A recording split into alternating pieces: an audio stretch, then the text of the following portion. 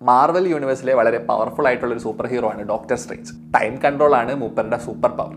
അയാളുടെ കയ്യിൽ ഒരു ടൈം സ്റ്റോൺ ഉണ്ട്. അത് വെച്ചിട്ട് സമയത്തിനെ റിവൈൻഡ് ചെയ്യാനും അതുപോലെ തന്നെ ഫ്യൂച്ചറിലോട്ട് നോക്കാനുള്ള എബിലിറ്റി അങ്ങേർക്കുണ്ട്. ഇങ്ങനെ ഫ്യൂച്ചറിലോട്ട് നോക്കുന്ന ഒരു ഫേമസ് സീനുണ്ട്. നമ്മുടെ ഹീറോസും വില്ലനും തമ്മിലുള്ള ഫൈറ്റിൽ ഹീറോസ് ഏകദേശമൊക്കെ തോൽവി ഉറപ്പിച്ച് നിൽക്കുന്ന സമയത്ത് ഇവർ ജയിക്കാൻ എന്തെങ്കിലും സാധ്യത ഉണ്ടോ എന്ന് അറിയാൻ വേണ്ടി ഡോക്ടർ സ്ട്രേഞ്ച് ഫ്യൂച്ചറിലോട്ട് നോക്കും. ഇങ്ങനെ നോക്കുമ്പം മില്യൺസ് ഓഫ് പോസിബിൾ ഔട്ട്കംസ് കാണും. അതിൽ ഒരു ഔട്ട്കമ്മിൽ അവർ ജയിക്കുന്നതായിട്ട് കാണും. ഈ ഒരു ഔട്ട്കം അവരുടെ റിയാലിറ്റി ആക്കി മാറ്റും. ഇതൊക്കെ എന്തിനാണ് ഇവിടെ പറയുന്നതെന്നായിരിക്കും. നിങ്ങളുടെ കാര്യത്തിലോട്ട് വരുമ്പം ഇതുപോലൊരു ടൈം സ്റ്റോൺ ഒന്നും കൈ കാണത്തില്ല, ബട്ട് യു ഹാവ് ടൈം. ഞാനിപ്പോൾ ഈ വീഡിയോ ഷൂട്ട് ചെയ്യുന്ന സമയം തൊട്ട് മെയ് 3 വരെ ഏകദേശം 4500 മണിക്കൂർ ബാക്കിയുണ്ട്. അപ്പോൾ ഇവിടെ നിങ്ങൾ മനസ്സിലാക്കേണ്ടത് ഇതിലെ ഓരോ മണിക്കൂറിനും നിങ്ങളുടെ ഫ്യൂച്ചറിനെ ഇൻഫ്ലുവൻസ് ചെയ്യാൻ പറ്റും. ഇനി ബാക്കിയുള്ള ഓരോ മണിക്കൂറും നിങ്ങൾ പ്രോപ്പറായിട്ട് യൂട്ടിലൈസ് ചെയ്ത് മുമ്പോട്ട് പോവുകയാണെങ്കിൽ അടുത്ത വർഷം ഇതേ സമയത്ത് നിങ്ങൾ ഏതെങ്കിലും ഒരു നല്ല മെഡിക്കൽ കോളേജിലെ അനാറ്റമി ഡിസെക്ഷൻ ഹോളും ഫിസിയോളജിയിലെ ഹെമറ്റോളജി ലാബും ബയോകെമിസ്ട്രി ലെക്ചർ ഹോളിലൊക്കെ ആയിട്ട് കറങ്ങി നടക്കുന്ന ഒരു സമയമായിരിക്കും. ഇനി അതല്ല, ഈ ബാക്കിയുള്ള സമയത്തിന് നിങ്ങൾക്കൊരു പ്രോപ്പർ പ്ലാനിംഗ് ഒന്നും ഇല്ലാതെ ഒരുപാട് സമയം വേസ്റ്റാക്കി കളഞ്ഞാൽ ഡെഫിനറ്റ്ലി അടുത്ത വർഷം ഈ സമയത്ത് നിങ്ങൾ ഒരുപാട് റിഗ്രറ്റ് ആയിട്ടായിരിക്കും ഇരിക്കുന്നത്. സോ എങ്ങനെ ടൈമിനെ പ്രോപ്പറായിട്ട് മാനേജ് ചെയ്ത് ഇനി ബാക്കിയുള്ള 6 മാസം സമയം എഫക്റ്റീവ് ആക്കാം എന്നതാണ് നമ്മൾ ഇന്നത്തെ വീഡിയോയിൽ ഡിസ്കസ് ചെയ്യുന്നത്.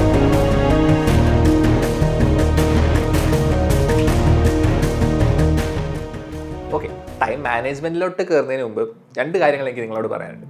ആദ്യത്തെ കാര്യം, you still have enough time. നമ്മൾ മുമ്പ് പറഞ്ഞായിരുന്നു അറൗണ്ട് 4500 hours ഇനിയും ബാക്കിയുണ്ട്. അതിൻ്റെ ഒരു പകുതി അങ്ങ് കട്ട് ചെയ്തു. ഒരു ദിവസം ഒരു 12 മണിക്കൂർ അല്ലെങ്കിൽ 10 to 12 hours ഒരു ദിവസം പഠിക്കാൻ വേണ്ടി സ്പെൻഡ് ചെയ്യാന്ന് വെച്ചോ. അങ്ങനെ നോക്കിയാൽ പോലും ഇനി അങ്ങോട്ട് നിങ്ങൾക്ക് ഓരോ ചാപ്റ്ററിനും മോർ ദാൻ 20 hours അതിനുവേണ്ടി സ്പെൻഡ് ചെയ്യാൻ അവൈലബിൾ ആണ്. സോ മേ ബി ഇതുവരെ നിങ്ങൾ പഠിച്ചിട്ട് പല ചാപ്റ്റേഴ്സിലും ഒരു കോൺഫിഡൻസ് കാണില്ല, അല്ലെങ്കിൽ കുറച്ച് ലേറ്റ് ആയിട്ടൊക്കെ പ്രിപ്പറേഷൻ സ്റ്റാർട്ട് ചെയ്തവരായിരിക്കും. അപ്പോൾ ഓർക്ക് നിങ്ങൾക്ക് ആ ഒരു ചാപ്റ്റർ ഇനിയും പഠിച്ചെടുത്ത് ഒരു കോൺഫിഡൻസ് വരാനുള്ള ടൈം ബാക്കിയുണ്ട്. എല്ലാ ചാപ്റ്ററിനും ഇങ്ങനെ 20 hours വെച്ച് കൊടുക്കേണ്ട ആവശ്യം ഉണ്ടാകത്തില്ല. അപ്പോൾ ബയോളജിയിലും അല്ലെങ്കിൽ നിങ്ങൾക്ക് കോൺഫിഡൻ്റ് ആയിട്ടുള്ള ചാപ്റ്റേഴ്സ് മേ ബി അതിലും കുറവ് ടൈം കൊടുത്താൽ മതി. സോ നിങ്ങൾക്ക് കുറച്ച് ടഫ് ആയിട്ടുള്ള അല്ലെങ്കിൽ ഇതുവരെ മനസ്സിലാകാത്ത ചാപ്റ്റേഴ്സിനൊക്കെ ഒരു 30-40 hours ഒക്കെ അതിന് വേണ്ടി സ്പെൻഡ് ചെയ്യാൻ ടൈം ബാക്കിയുണ്ട്. എസ്പെഷ്യലി നിങ്ങളുടെ വീക്കായിട്ടുള്ള ഏരിയാസൊക്കെ നിങ്ങൾ നോട്ട് ചെയ്ത് വെച്ചിട്ടുണ്ടെങ്കിൽ, അതുപോലെ എക്സാംസിനൊക്കെ തെറ്റിപ്പോയ ക്വസ്റ്റ്യൻസ് ഒക്കെ പ്രത്യേകം മാർക്ക് ചെയ്ത് അല്ലെങ്കിൽ നോട്ട് ചെയ്ത് ഒരു മിസ്റ്റേക്ക് ബുക്കിലൊക്കെ ആക്കി വെച്ചിട്ടുണ്ടെങ്കിൽ ആ ഏരിയാസൊക്കെ ഒന്നും കൂടെ വൃത്തിക്ക് പഠിച്ച് മൊത്തത്തിൽ ആ ചാപ്റ്റർ ഇമ്പ്രൂവ് ആകാൻ ഇനിയും ഒരുപാട് സമയം ബാക്കിയുണ്ട്. രണ്ടാമത് നിങ്ങൾ ഓർത്തിരിക്കേണ്ട കാര്യമാണ്, ടൈം ഹാസ് നോ ഫീലിങ്സ്. അതുകൊണ്ട് എന്താ ഞാൻ ഉദ്ദേശിച്ചതെന്ന് വെച്ചാൽ, ചില ദിവസങ്ങളിലൊക്കെ നമുക്ക് ഒരുപാട് പ്ലാനുകളൊക്കെ ഉണ്ടാവും. എന്നാൽ അന്ന് രാവിലെ തന്നെ നമ്മൾ കുറച്ച് സമയം എന്തെങ്കിലും കാരണം കൊണ്ട് ഉഴപ്പി, അതിനുശേഷം പിന്നെ ആ ഒരു കുറ്റബോധം കാരണം ബാക്കിയുള്ള ആ ദിവസം കൂടെ കൊണ്ട് കളയും. അല്ലെങ്കിൽ ചില ദിവസം നമ്മൾ ഉച്ച വരെ നല്ലോണം പഠിച്ചിട്ടുണ്ടാവും, ഉച്ച കഴിഞ്ഞ് കുറച്ച് നേരം ഒരു ബ്രേക്ക് എന്ന് പറഞ്ഞ് തുടങ്ങി വൈകുന്നേരം വരെയുള്ള സമയം കളഞ്ഞു. എന്നിട്ട് വൈകുന്നേരം പിന്നെയും പഠിക്കാൻ വേണ്ടി തുടങ്ങുമ്പോഴേക്കും ഇത്രയും സമയം കളഞ്ഞല്ലോ എന്നുള്ളൊരു കുറ്റബോധം കാരണം അത് ആലോചിച്ച് ബാക്കിയുള്ള ആ ഒരു ദിവസം അല്ലെങ്കിൽ വൈകുന്നേരവും രാത്രിയും പഠിക്കാതിരിക്കുക. ആ ദിവസം പോയി, ഇനിയിപ്പോൾ ബാക്കി നാളെ നോക്കാം, അങ്ങനെ ഒരു ആറ്റിറ്റ്യൂഡിലോട്ടും അല്ലെങ്കിൽ ആ രീതിയിൽ ചിന്തിക്കാതിരിക്കുക. ഡെഫിനറ്റ്ലി അനാവശ്യമായിട്ട് സമയം പോകാതെ നമ്മൾ മാക്സിമം ശ്രമിക്കണം. ബട്ട് സ്റ്റിൽ ചില ദിവസങ്ങളിലൊക്കെ കുറച്ച് സമയം മേ ബി ഉഴപ്പിപ്പോകാം, അല്ലെങ്കിൽ ചില ദിവസം തീരെ പഠിക്കാനൊരു മൂഡ് തോന്നാതെ അങ്ങനെയൊക്കെ കുറച്ച് സമയം പോകാം. ഈ കുറച്ച് സമയം നഷ്ടപ്പെട്ടതിൻ്റെ പേരിൽ ആ ഒരു ഫുൾ ഡേ കളയാതെ നോക്കണം. ഓക്കെ, ഇനി നമുക്ക് ടൈം മാനേജ്മെൻറ്റിനെ കുറിച്ച് പറയാം. ടൈം മാനേജ്മെൻറ്റിന് 2 ഭാഗങ്ങളുണ്ട്. അതിൽ ആദ്യത്തെ ഭാഗം നമ്മുടെ എക്സാം മെയ് 3 വരെയുള്ള സമയം എങ്ങനെ മാനേജ് ചെയ്യണം എന്നുള്ളത്. രണ്ടാമത്തെ ഭാഗം ആ എക്സാമിൻ്റെ ടൈം, ആ 3 മണിക്കൂർ എങ്ങനെ മാനേജ് ചെയ്യണം എന്നുള്ളത്. ഇനി ബാക്കിയുള്ള 6 മാസം എഫക്റ്റീവ് ആക്കണമെങ്കിൽ ആദ്യം നമ്മൾ ശ്രദ്ധിക്കേണ്ടത് ഡെയിലി പ്ലാൻ എഫക്റ്റീവ് ആക്കി പോകുന്നതിലാണ്. അപ്പം ഒരു ദിവസത്തെ ഡെയിലി പ്ലാനിനെ കുറിച്ച് നമ്മൾ ആലോചിക്കേണ്ടത് അതിൻ്റെ തലേ ദിവസമാണ്. അതായത് നാളത്തെ പ്ലാനിനെ കുറിച്ച് നമ്മൾ ഇന്ന് രാത്രി തന്നെ റഫായിട്ടൊരു ഐഡിയ ഉണ്ടാക്കിയിട്ട് വേണം കിടക്കാൻ. ഇതിനു വേണ്ടി നിങ്ങളുടെ ഇൻസ്റ്റിറ്റ്യൂട്ട് പ്രൊവൈഡ് ചെയ്തേക്കുന്ന നിങ്ങളുടെ ടൈം ടേബിൾ അല്ലെങ്കിൽ മന്ത്ലി പ്ലാൻ അത് യൂട്ടിലൈസ് ചെയ്താൽ മതി. ഇവിടെ ഡോപ്പയിലാണെങ്കിലും ഡെയിലി ഷെഡ്യൂളും അതുപോലെ മന്ത്ലി പ്ലാനൊക്കെ കൊടുക്കുന്നുണ്ട്. സോ അത് തന്നെ ആയിരിക്കണം നിങ്ങളുടെ ഒരു ദിവസത്തെ ഡെയിലി പ്ലാനിൻ്റെ ഒരു ബേസ് എന്ന് പറയുന്നത്. അതിൽ പിന്നെ നിങ്ങളുടെ ആവശ്യത്തിനനുസരിച്ച് ചെറിയ മോഡിഫിക്കേഷൻസ് വരുത്താം. നിങ്ങളുടെ ഇനിയുള്ള പ്രിപ്പറേഷൻ എഫക്റ്റീവ് ആകണമെങ്കിൽ വളരെ അത്യാവശ്യമായിട്ടുള്ള കാര്യമാണ് കൺസിസ്റ്റൻസി. ഇങ്ങനെ കൺസിസ്റ്റൻ്റ് ആയിട്ട് പഠിച്ചു പോകണമെങ്കിൽ നിങ്ങൾ അത്യാവശ്യമായിട്ട് ചെയ്യേണ്ട ഒരു കാര്യമാണ് നിങ്ങൾ ഉറങ്ങുന്ന സമയം എഴുന്നേൽക്കുന്ന സമയം ഫിക്സ് ചെയ്യുക എന്നുള്ളത്. ഒരു 6 to 8 hours അല്ലെങ്കിൽ 6 to 7 hours എല്ലാ ദിവസവും ഉറങ്ങാം. നീറ്റ് ക്രാക്ക് ചെയ്യാൻ ഉറക്കളച്ച് പഠിക്കണം എന്നൊന്നും ഒരു നിർബന്ധമില്ല. ഇങ്ങനെ മാറ്റി വെക്കുന്ന സമയം എല്ലാ ദിവസവും മാക്സിമം കൺസിസ്റ്റൻ്റ് ആക്കാൻ ശ്രമിക്കുക.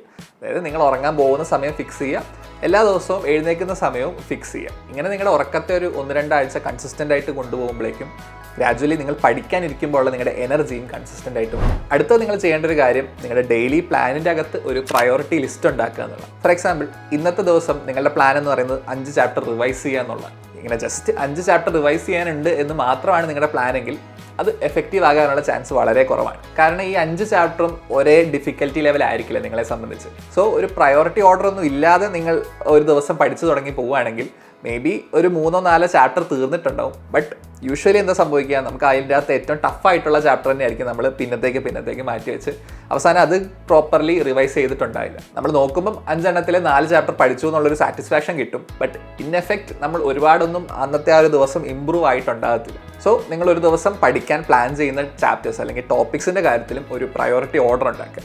അതിലെ ഏറ്റവും ഹയസ്റ്റ് പ്രയോറിറ്റി, അതായത് നമുക്ക് കുറച്ച് ഡിഫിക്കൽട്ട് ആയിട്ടുള്ള അല്ലെങ്കിൽ അത്ര ക്ലിയർ ആയിട്ടില്ലാത്ത അല്ലെങ്കിൽ കുറച്ച് ക്വസ്റ്റ്യൻ പ്രാക്ടീസ് കുറവുള്ള ഭാഗങ്ങളുണ്ടാവും, അതിന് ഏറ്റവും ഹയസ്റ്റ് പ്രയോറിറ്റി കൊടുക്കുക. നമ്മൾ അത്യാവശ്യം പഠിച്ച് കാര്യങ്ങളൊക്കെ മനസ്സിലായ ചാപ്റ്ററിന് അല്ലെങ്കിൽ ആ ടോപ്പിക്കിന് ലോവസ്റ്റ് പ്രയോറിറ്റി കൊടുക്കുക. എന്നിട്ട് ഈ പ്രയോറിറ്റി ഓർഡർ അനുസരിച്ച് തന്നെ പഠിച്ചു പോകാൻ നോക്കുക. ഇങ്ങനെ ഒരു സിസ്റ്റം ഉണ്ടെങ്കിലുള്ള മെച്ചം മേ ബി നമ്മുടെ ആ പ്ലാനിലെ കംപ്ലീറ്റ് ടോപ്പിക്സും കവർ ചെയ്തിട്ടുണ്ടാകില്ല. ബട്ട് ഏറ്റവും ഹയസ്റ്റ് പ്രയോറിറ്റി അല്ലെങ്കിൽ നമ്മുടെ ഏറ്റവും വീക്ക് ആയിട്ടുള്ള ഏരിയ എന്തായാലും നമ്മൾ കവർ ചെയ്ത് തന്നെ പോകും. സോ ഇങ്ങനെ ഒരു സിസ്റ്റം നിങ്ങൾ ഫോളോ ചെയ്യുകയാണെങ്കിൽ നിങ്ങളുടെ റേറ്റ് ഓഫ് ഇംപ്രൂവ്മെൻറ്റ് അല്ലെങ്കിൽ ആക്ച്വൽ പ്രോഗ്രസ് എന്നുള്ളത് കുറേയും കൂടെ ബെറ്ററാണ്. അടുത്തായിട്ട് നിങ്ങൾ ചെയ്യേണ്ട കാര്യം, നിങ്ങൾ ഓരോ ചാപ്റ്റർ പഠിച്ചതിന് ശേഷവും ആ ചാപ്റ്ററിലെ സബ് ടോപ്പിക്സ് അല്ലെങ്കിൽ ആ ചാപ്റ്റേഴ്സിലെ മെയിൻ കോൺസെപ്റ്റ്സ് എന്നൊരു രീതിയിൽ ആ ചാപ്റ്ററിനെ ഡിവൈഡ് ചെയ്ത് വെക്കുക. ഫോർ എക്സാമ്പിൾ കെമിസ്ട്രിയിലെ ഒരു ചാപ്റ്ററിൽ മേ ബി ഒരു 10 സബ് ടോപ്പിക്സ് കാണും. സോ അത് ആദ്യത്തെ തവണ നിങ്ങൾ പഠിച്ചു കഴിയുമ്പോൾ തന്നെ അതിനനുസരിച്ച് എഴുതി വെക്കുക. രണ്ടാമത് തവണ നിങ്ങൾ റിവൈസ് ചെയ്യുമ്പോൾ ഈ ഓരോ ടോപ്പിക്കും കവർ ചെയ്തു എന്നുള്ള രീതിയിൽ ഓരോ ടോപ്പിക്കും കവർ ചെയ്യുന്നതനുസരിച്ച് ടിക്ക് ചെയ്ത് പോവുക. ഇങ്ങനെ ഒരു ശീലമായി കഴിയുമ്പം നിങ്ങൾ ഒരു ഭാഗവും വിട്ടു പോകത്തില്ല. അതുപോലെ തന്നെ ഓരോ ചാപ്റ്ററിൻ്റെ റിവിഷൻ നിങ്ങൾ പ്ലാൻ ചെയ്യുമ്പോഴും കുറച്ചും കൂടെ എഫക്റ്റീവായിട്ട് ടൈം യൂട്ടിലൈസ് ചെയ്ത് പോകാം. ഈ ടൈമിൻ്റെ കാര്യത്തിൽ നിങ്ങൾ അറിഞ്ഞിരിക്കേണ്ട ഒരു കാര്യമാണ് പാർക്കിൻസൺസ് ലോ. ഈ ലോ പ്രകാരം അവർ work will expand according to the time allotted for it. എന്ന് വെച്ചാൽ ഇത്രയേ ഉള്ളൂ, നമുക്കൊരു 1.5 മണിക്കൂർ കൊണ്ട് ചെയ്ത് തീർക്കാൻ പറ്റുന്ന ഒരു വർക്ക് അല്ലെങ്കിൽ ഒരു ടാസ്ക് ഉണ്ടെന്ന് വിചാരിക്കുക. അതിന് നമ്മൾ 1 അവർ അസൈൻ ചെയ്തു. നമ്മളതിന് വേണ്ടി 1 അവർ അസൈൻ ചെയ്തിട്ടുള്ളെങ്കിലും there is a small chance that we may be able to complete it in 1 hour. ഇനി അതല്ല, ഈ 1.5 മണിക്കൂറിൻ്റെ വർക്കിന് വേണ്ടി നമ്മൾ 2 മണിക്കൂർ അതിന് വേണ്ടി മാറ്റി വെച്ചെന്ന് വെച്ചോ, മോസ്റ്റ് പ്രോബബ്ലി നമ്മൾ ആ ഫുൾ 2 മണിക്കൂർ എടുത്ത് തന്നെ ചെയ്യുള്ളൂ. അതേപോലെ നമ്മൾ ആ വർക്കിന് വേണ്ടി 3 മണിക്കൂർ കൊടുത്തു എന്ന് വെച്ചു, മിക്കവാറും ആൾക്കാരും ഈ 1.5 മണിക്കൂറിൻ്റെ വർക്കിന് 3 മണിക്കൂർ എടുത്തായിരിക്കും ചെയ്യാൻ പോകുന്നത്. സോ നിങ്ങൾ സ്റ്റഡി പ്ലാനൊക്കെ ഉണ്ടാക്കുമ്പോൾ ഓരോ ടോപ്പിക്കിനും അല്ലെങ്കിൽ ഓരോ ചാപ്റ്ററിനും പ്രോപ്പറായിട്ട് ടൈം ഡിഫൈൻ ചെയ്ത് വെക്കണം. ഓരോ ചാപ്റ്ററും ഇത്ര സമയം കൊണ്ട് കംപ്ലീറ്റ് ചെയ്യുന്നൊരു വളരെ ഡിഫൈൻഡ് ആയിട്ടുള്ള പ്ലാൻ വേണം. നമ്മൾ മുമ്പ് പറഞ്ഞ പോലെ ഒരു പ്രയോറിറ്റി ഓർഡറൊക്കെ വെച്ച് ഒരു ഡെയിലി പ്ലാൻ ഉണ്ടാക്കിയിട്ടുണ്ട്. അതിനകത്ത് ഏറ്റവും ഫസ്റ്റ് പ്രയോറിറ്റി ഫിസിക്സിലെ ഒരു ചാപ്റ്ററിനാണ് കൊടുത്തേക്കുന്നത്. എന്നാൽ ആ ചാപ്റ്റർ ഇത്ര മണിക്കൂർ കൊണ്ട് പഠിക്കണം എന്നുള്ള രീതിയിൽ ടൈം ഒന്നും അസൈൻ ചെയ്തിട്ടില്ല. അങ്ങനെയാണെങ്കിൽ എന്താ സംഭവിക്കുക, മോസ്റ്റ് പ്രോബബ്ലി ആ ഒരു ചാപ്റ്ററും വെച്ച് നമ്മളൊരു ഉച്ച വരെ അല്ലെങ്കിൽ വൈകുന്നേരം വരെ ഇരിക്കും. ഈ രീതിയിൽ നിങ്ങളുടെ സമയം നഷ്ടപ്പെടരുത്. സോ അതിനുവേണ്ടി ഓരോ ചാപ്റ്ററും പഠിക്കാൻ അല്ലെങ്കിൽ ഓരോ ചാപ്റ്ററിനെയും പ്ലാൻ ചെയ്യുമ്പം അതിൻ്റെ സൈഡിൽ അതിനാവശ്യമുള്ള ടൈമും അസൈൻ ചെയ്ത് വെക്കണം. നിങ്ങൾ ഇങ്ങനെ അസൈൻ ചെയ്ത ടൈം ആയിട്ടും ഒരു ചാപ്റ്റർ പഠിച്ച് തീർന്നിട്ടില്ലെങ്കിലും അത് അവിടെ വെച്ച് തന്നെ സ്റ്റോപ്പ് ചെയ്യണം. ഫോർ എക്സാമ്പിൾ ഫിസിക്സിലെ ആ ചാപ്റ്റർ 2 മണിക്കൂറാണ് നിങ്ങൾ അതിനെ അസൈൻ ചെയ്തത്.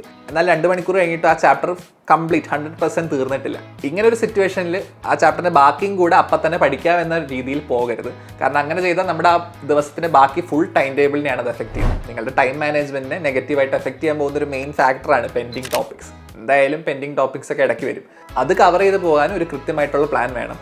ഒന്നെങ്കിൽ നിങ്ങൾക്ക് എല്ലാ ദിവസവും ഒരു 30 മിനിറ്റ്സ് ഈ പെൻഡിങ് വരുന്ന ടോപ്പിക്സ് ക്വിക്കായിട്ട് കവർ ചെയ്യാൻ വേണ്ടി മാറ്റി വെക്കാം. അല്ലെങ്കിൽ വീക്കെൻഡിൽ അല്ലെങ്കിൽ ഒരു അവധി ദിവസങ്ങളിൽ ഒരു 2 to 3 hours ഈ പെൻഡിങ് ടോപ്പിക്സ് കവർ ചെയ്യാൻ വേണ്ടി മാറ്റി വെക്കാം. ഈ ഒരു സിസ്റ്റം എഫക്റ്റീവ് ആകണമെങ്കിൽ ആദ്യം ചെയ്യേണ്ടത് പെൻഡിങ് മാക്സിമം വരാതെ നോക്കുക എന്നുള്ളത് തന്നെയാണ്. ഇപ്പോൾ ഫിസിക്സിലെ ഒരു ചാപ്റ്ററിന് നിങ്ങൾ 2 മണിക്കൂർ വെച്ചിട്ടുണ്ടെങ്കിൽ മാക്സിമം ആ 2 മണിക്കൂറിൽ തന്നെ തീർക്കാൻ നോക്കണം. കാരണം ഈ 2 മണിക്കൂറിൽ തീർന്നിട്ടില്ലെങ്കിൽ പിന്നെ ബാക്കി വരുന്ന ടോപ്പിക്ക് നമ്മൾ ആ വീക്കെൻഡിൽ അല്ലെങ്കിൽ അടുത്ത ദിവസം ഒരു 1/2 മണിക്കൂർ പെൻഡിങ് ടോപ്പിക്സ് കവർ ചെയ്യാൻ വേണ്ടി എപ്പോഴാണ് വെച്ചേക്കുന്നത് ആ സമയത്തെ പിന്നെ നമുക്കത് പഠിക്കാൻ പറ്റുള്ളൂ. ഇനി പെൻഡിങ് ടോപ്പിക്സിൻ്റെ ടൈമിലും ആ ഒരു ഭാഗം കവർ ആയിട്ടില്ലെങ്കിൽ പിന്നെ നമ്മളത് പഠിക്കാൻ പോകുന്നത് അതിൻ്റെ ഒരു നെക്സ്റ്റ് റൗണ്ട് റിവിഷൻ, ആ ചാപ്റ്ററിൻ്റെ നെക്സ്റ്റ് റിവിഷൻ വരുമ്പോൾ ഈ ടോപ്പിക്ക് വെച്ച് സ്റ്റാർട്ട് ചെയ്യുക. ഇതുപോലെ വേണം പെൻഡിങ് പോർഷൻസിനെ മാനേജ് ചെയ്യാൻ. എങ്കിൽ മാത്രമേ നമ്മൾ ആ പഠിക്കാനിരിക്കുന്ന സമയത്തിന് നമുക്ക് കുറച്ചും കൂടി ഒരു വാല്യൂ ഫീൽ ചെയ്യത്തുള്ളൂ.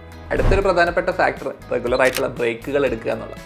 ഒരു 3-4 മണിക്കൂറൊക്കെ കണ്ടിന്യൂസ് ആയിട്ട് ഒരു ബ്രേക്കും ഇല്ലാതെയൊക്കെ ഒരു ആവേശത്തിന് വേണമെങ്കിൽ പഠിക്കാൻ പറ്റും, അല്ലെങ്കിൽ ഇടയ്ക്ക് ഒരു മോട്ടിവേഷൻ കൂടുമ്പോൾ വേണമെങ്കിൽ അത് ചെയ്യാൻ പറ്റും.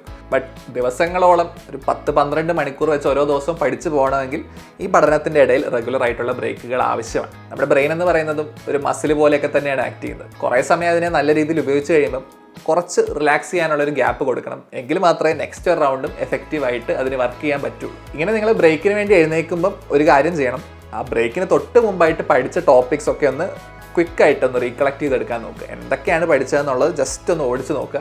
അതുപോലെ ബ്രേക്ക് കഴിഞ്ഞ് തിരിച്ച് വന്ന് പഠിക്കാൻ തുടങ്ങുന്നതിന് മുമ്പായിട്ട് ഇനി പഠിക്കാൻ പോകുന്ന ഭാഗം നെക്സ്റ്റ് ഒരു 1 hour അല്ലെങ്കിൽ 2 hour എന്താണ് പഠിക്കാൻ പോകുന്നത് അതിനെക്കുറിച്ചും കൃത്യമായിട്ടൊരു ഐഡിയ ഉണ്ടാക്കിയിട്ട് അത് പഠിച്ചു തുടങ്ങും. അവസാനത്തെ പോയിന്റ് ഇതാണ്, എല്ലാ ദിവസവും കുറച്ച് സമയമൊക്കെ നിങ്ങളുടെ കൺട്രോളിലല്ലാത്ത കാരണങ്ങളാൽ നഷ്ടപ്പെട്ടു പോയേക്കാം. എന്തെങ്കിലും ഹെൽത്ത് ഇഷ്യൂസ് കാരണോ അല്ലെങ്കിൽ ഫാമിലിയിലെ എന്തെങ്കിലും ഇഷ്യൂസ് കാരണോ.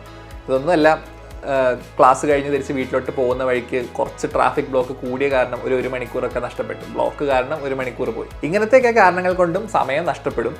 ആ പോയ സമയത്തെക്കുറിച്ച് ആലോചിച്ച് ടെൻഷൻ അടിച്ച് വീണ്ടും സമയം കളയാതിരിക്കുക. Only worry about what you can control. So ഇതുവരെ പറഞ്ഞ കാര്യങ്ങളൊക്കെ നിങ്ങളുടെ പഠനത്തിൽ നിങ്ങളുടെ ഡെയിലി പ്ലാനിൽ അപ്ലൈ ചെയ്ത് പോവുക. മുമ്പ് പറഞ്ഞ പോലെ ഇനിയും ആവശ്യത്തിന് സമയമുണ്ട്, ബട്ട് ഈ സമയത്തിൻ്റെ വാല്യൂ ശരിക്കും മനസ്സിലാക്കി അത് നല്ല രീതിയിൽ ഉപയോഗിച്ച് പോകണം. ഇനി നമുക്ക് നോക്കാനുള്ളത് എക്സാം എഴുതുന്ന സമയം. ആ 3 മണിക്കൂർ സമയത്തിനെ എങ്ങനെ മാനേജ് ചെയ്യണം എന്നുള്ളതാണ്. അത് നമുക്ക് സെപ്പറേറ്റ് ഒരു വീഡിയോയിൽ ഡിസ്കസ് ചെയ്യാം. അല്ലെങ്കിൽ ഇപ്പം പറഞ്ഞ കാര്യങ്ങളുടെ ഒരു ഇമ്പോർട്ടൻസിൽ നിന്ന് നിങ്ങളുടെ ഫോക്കസ് മാറും. ഡോക്ടറാകാനുള്ള നിങ്ങളുടെ സ്വപ്നം എന്ന് പറയുന്നത് ശരിക്കും നിങ്ങൾ ട്രീറ്റ് ചെയ്യുന്ന ഒരു പേഷ്യൻറ്റിനെ പോലെയാണ്. ഈ ഒരു പേഷ്യൻ്റ് അല്ലെങ്കിൽ ഈ ഒരു സ്വപ്നത്തിനെ രക്ഷിച്ചെടുക്കാൻ ഇനിയും നിങ്ങൾക്ക് 6 മാസത്തോളം സമയം ബാക്കിയുണ്ട്. നിങ്ങളുടെ ഈ സ്വപ്നം നിങ്ങൾക്ക് ശരിക്കും വിലപ്പെട്ടതാണെങ്കിൽ നിങ്ങൾ ഇനിയുള്ള സമയം മാക്സിമം യൂട്ടിലൈസ് ചെയ്യും.